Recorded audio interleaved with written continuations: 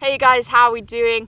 I've been up for a ridiculous length of time and I'm slightly buzzing about that. I'm wild camping here on one of my local Iron Age hill forts. I've been shooting the sun as it's been coming up in all of its glorious colours. It was pretty spectacular today. But whilst I was sat there watching the sun, I thought I might just come back to camp and film a review or a sort of update of my Hilleberg Akto, which is the tent I'm sat around now. So this is my main tent that I use when I'm wild camping, when I'm backpacking, when I'm basically on the move. It's designed for sort of 4-season use. It comes in this green, it comes in red, it comes in sand. Green is best for me because, as you can see, I kind of can be quite discreet in the landscape. Actually it retails at £550, which is very pricey. And kind of what I wanted to do was talk about the pros and the cons, the things I've learned to love and the things I struggle with still with this tent. I've owned it for a good 3 to 4 years. This is my tent. This is what I use when I do any of this stuff. Unless I have a base camp and it's somewhere, you know, I've got a vehicle that I'll be going to and from each day, like up in the Lake District or wherever. For that I'll use my Hilleberg Nalo 2, which is a 2-person tent. Just means I can have more stuff, it's a little bit more comfortable. So this is supposed to be quite lightweight, so it weighs 1.7 kilograms. You don't have to pitch the inner and the outer together, so depending on the seasons I might just take the one. But what we're going to do is we're just going to sort of walk around the tent, look at the things I like, look at the things I don't, and then kind of just leave you to making a conclusion as to whether or not this is the right tent for you. If you're looking for an in-depth review, I did that when I bought the tent. So that's all linked below. All the information about the tent, all the specs, all of the features are all in that. So check that one out as well, and hopefully this video will couple with that quite nicely. But first, let's start with the outer fabric of the tent. So the outer fabric then, this is made of Carolon 12,000, which just is a really fancy name for the fact that it's strong, it's durable, and it's lightweight. So as I mentioned earlier, you can indeed pitch the outer on its own. What we've got here is the poles on the outside. These poles are 9mm sort of feather-light poles. They're really quite lightweight actually. I have slightly bent one of the poles, so I'm considering replacing that, but at the moment I can still retain the shape of my tent, which is ideal. But this fabric, what's quite unusual about this outer is it comes all the way down to the ground, and in winter conditions when we're out there in the hills or the mountains, this is ideal because it means that the snow, the rain, when it's driving it down, it's not going to bounce back up on the inside. Now the only sort of downside to this though is that it doesn't really aid condensation or the reduction of condensation. It doesn't aid airflow. So when it's right down on the ground, you've really got to focus on using the ports that we've got here to ventilate the tent. And what we can see then on the bottom here, if I just make that nice and loose and that nice and loose, is here. This is one of the end ventilation ports, which literally you can basically just open the whole end of the tent. Now I really do like this because it means that I can ventilate the tent. You can get airflow through this end right the way through to that end, and what I tend to do as well is zip the door right down in the night so that I can just get the air circulating to reduce that condensation build-up. The trouble is though, I really do struggle with the condensation, partly because yes, I'm pitched on grass and that's kind of going to just not help, but also, I don't know, maybe I'm just a crazy heavy breather, but so many other people struggle with this, and it's partly to do with the tunnel design and to do with the fact that the outer comes right the way down to the ground.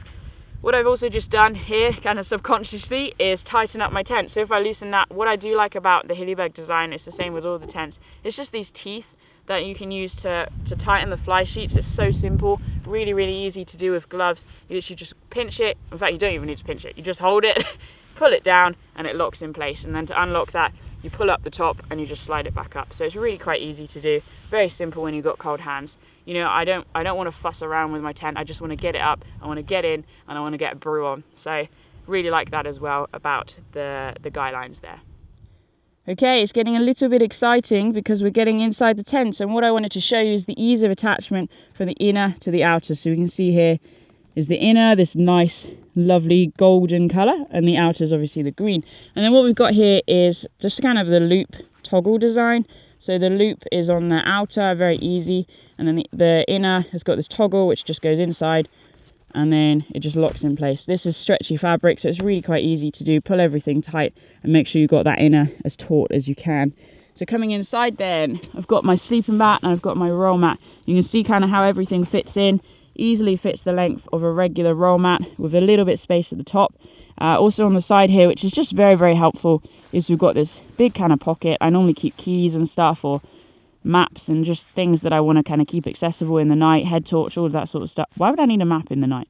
I don't know. Head torch, that kind of stuff in there. It's just a nice way to keep everything compact. So I really like that design. And what we can also see, if I just move this stuff out of the way, there's the shadow of my hat, absolutely very vital to this video, is the bathtub design. So you can see how the black kind of comes up the side to meet the gold, and we can see it here as well in the entrance. It comes up slightly, it's this lip, and that's ideal because it means, again, when you're out in winter conditions, if there's any surface water, it's just not going to be able to get in. A lot of tents sort of just start down here, and it's not ideal if it rains, because then it's just going to build up and build up and build up. You've got to keep that door shut. So with this up, you can focus on the ventilation and not have to worry about anything getting in.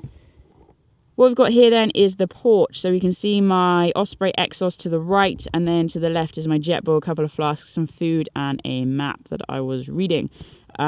What just blows my mind every time about Hilleberg tents is the generosity and the size of the porch. Given, you know, the weight that you're carrying, this is so much space. I normally keep boots in here, I keep flip-flops. I can just chuck everything in here, wet gear. I can even get my coat and waterproof trousers off in this area. Obviously I can't stand up, but I can sort it all out. And then open this door, which I've messily rolled up, and then shimmy on into the main area. But it's just really nice to have this space. It means you're not as cramped as you feel. It gives you, it's kind of like a TARDIS, this tent. You know, I absolutely love the size of the porch there. So I'm sat again in the porch, and what you can see up here is kind of a rain cover. It's kind of reinforced metal, so you can mold that into whatever shape you want, and it really just stops the rain when it's driving it down coming in if you've got the top open and you're trying to kind of cook in this area. The door's kind of ideal really, in a sense that you can sort of really open up that top and open it halfway, so you keep the bottom closed. There's kind of various options with what you can do with that, and I do use that again, just trying to help the ventilation there. What I do find sometimes though is that the zip gets stuck just about here. It gets caught on this kind of reinforced bit of fabric, so sometimes that's a bit frustrating with cold hands. But you know, I'm really nitpicking here, but that's because I want to help you get a feel for what it's like actually using this tent. Okay, so the other thing that I do like about this tent, and this again is echoed by most Hilleberg tents, is the design of the pegs. You can buy these separately, so if you're pretty set on your own tent but you want to upgrade your peg life, then check these out. They are super, super lightweight. So again, these are feather light. They're kind of the V shape, so they're more likely to hold their position when they're in the ground. They're a lot easier to get in. They resist a lot of pressure and banging when you're trying to get them in or step your boot on top of them. These are just solid. I have no doubt about the reliability of these. Again, they're just crazy light. So this tent comes with 1, 2, 3, 4, 5, 6, 10. There you go. Totally prepared in advance. So it comes with 10 of these. I just, you know, I really like these pegs. These are good pegs. So to be honest, guys, that is pretty much it. That was a very sporadic sort of tour around the tent of some of the pros and cons. The sun is definitely coming up. It is warming up. So I'm just going to wrap this up with a quick review. So basically, the pros then. For me, I love the fact that this is quite a versatile tent. I can use it in very harsh winter conditions and just know that it's reliable. But equally, I can come out on a lovely day like today and know that this is equally as comfortable a tent. I like the fact that it only weighs 1.7 kilograms. Yes, that's not the lightest tent out there, but my word, for the space that you get with this tent, like, I can't complain. I love the fact that I can carry full kit to walk across the country, and I can still hop in here at the end of the day and feel like I can stretch out and have some space. That's just great for me. With the job that I do, it's really nice to just be able to be like, yes, I can move. I do like the fact that there's various options for ventilation. I don't feel like it works, but I like the fact that there are options. And to be honest, I just like this tent. That's my biggest pro.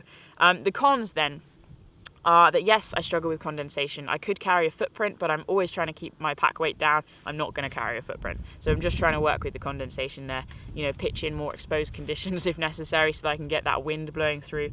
But condensation is definitely an issue. The second thing is that it's not freestanding. So, you know, that's not really a con because it's just not the design of this tent. But if you're looking for a freestanding tent, which is actually quite hard to find here in the UK, then this is not the tent for you. I could not pick this up and move it without unpegging all the guy lines. And if I do that, then it's going to collapse in. So this is not a freestanding tent, but I do like the fact that there's various options. I can pitch the outer on its own if I want to, and also the inner on its own. I would need separate poles for the inner, but it is possible to do that. So it's quite nice to have those options to work with different conditions externally. The other comment is obviously the price. $550 is a huge amount of money. I would not own this if I paid full price, people. Let's just put that out there. So I didn't pay full price. Shop around. You can definitely get it a lot cheaper. But that's just a hefty price tag. Do I think it's worth it? Yes, I do, actually.